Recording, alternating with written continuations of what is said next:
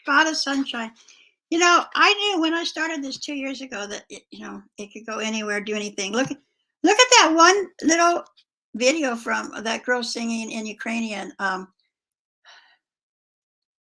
from Frozen, the song. And you think one video just can go around the world. So, like, I just started doing this, and I don't think any of my videos have been around the world, but it just goes to show you, if you have something in your heart to do, just do it. I do this because it makes me smile, and I feel the energy of my smile does go into the universe. And I think that people, even though if nobody specifically sees this, my post, and starts smiling, that energy spreads like the 100th monkey or something, just putting it into the air. And it's always been a time when we need more smiles. So I'm going to keep doing this. Join me in spreading the smiles across the miles. I just read a funny little story that doesn't mean anything really. Well, it does. It's how we all fight to get wherever we want, and sometimes we're fighting to get somewhere we don't even know what's at the top, and we're knocking people over because we got to have that. We got to have that. And today there's a lot of people just fighting to stay alive. So hopefully, if I can just bring one smile to one person, I'm happy. And I know you'll spread it, right? So let me know when you're spreading smiles across the miles. Just go to and tell all your friends I am on YouTube. All my broadcasts are on YouTube, my YouTube channel. Carol Davis, actress. Ooh, and I'm not even an actress, but whatever. Ready? Okay. Chapter 5. Do you remember this story? If you don't remember the story, just go to my YouTube and see the previous broadcast, and I'll bring you up to date, okay? Stripe made much faster progress this time. He was bigger and stronger since he had taken time out. From the beginning, he determined to get to the top. He especially avoided meeting the eyes of other crawlers. Look at that mess.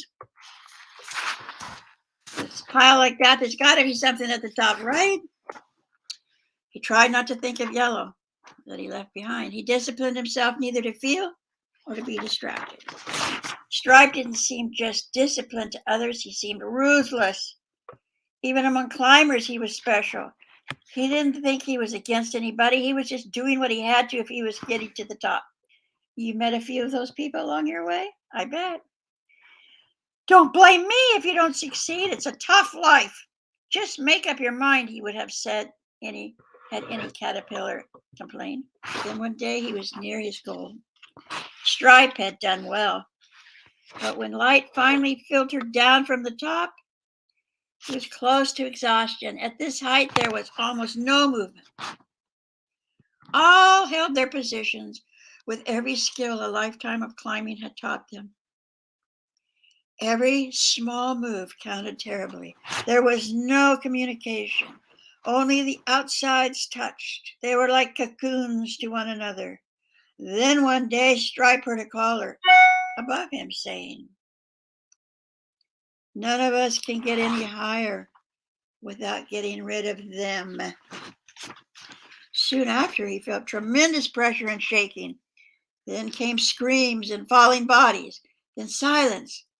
Lots more light and less weight from above. Stripe felt awful with this new knowledge. The mystery of the pillar was clearing. He now knew what had happened to the 3 caterpillars. He now knew what must always happen on the pillar. Frustration surged through Stripe.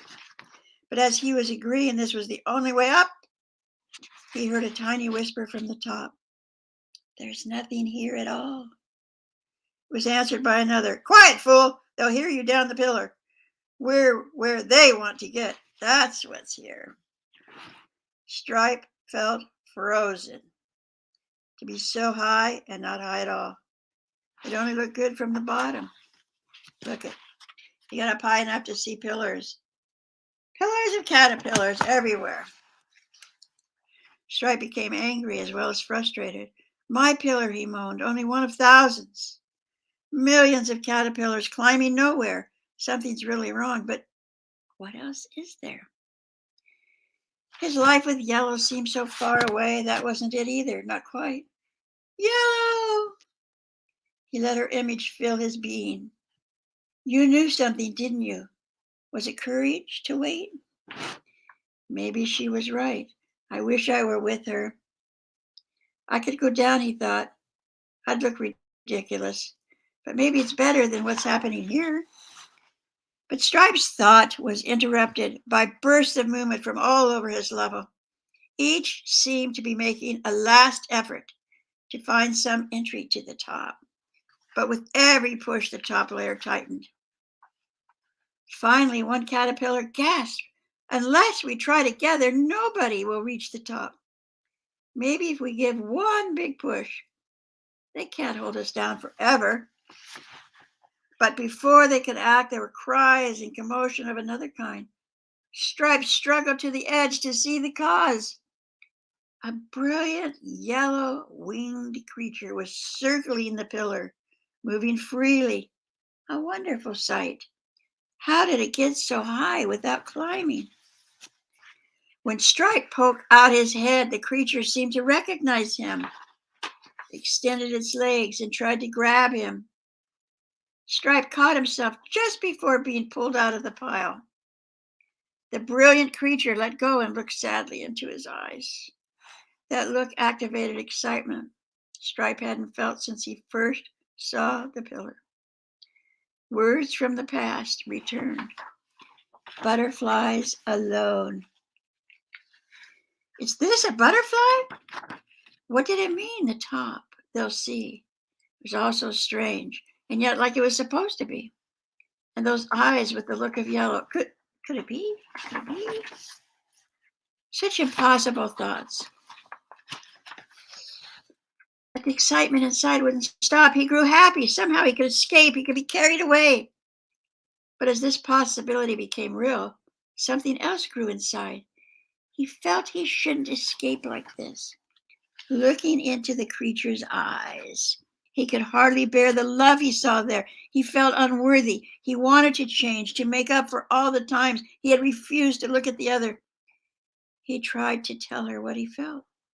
He stopped struggling. The other stared at him as though he were mad. That is the end of that chapter. Tomorrow we move on. Well, happy first day of daylight savings time. Yay! Bye. The end.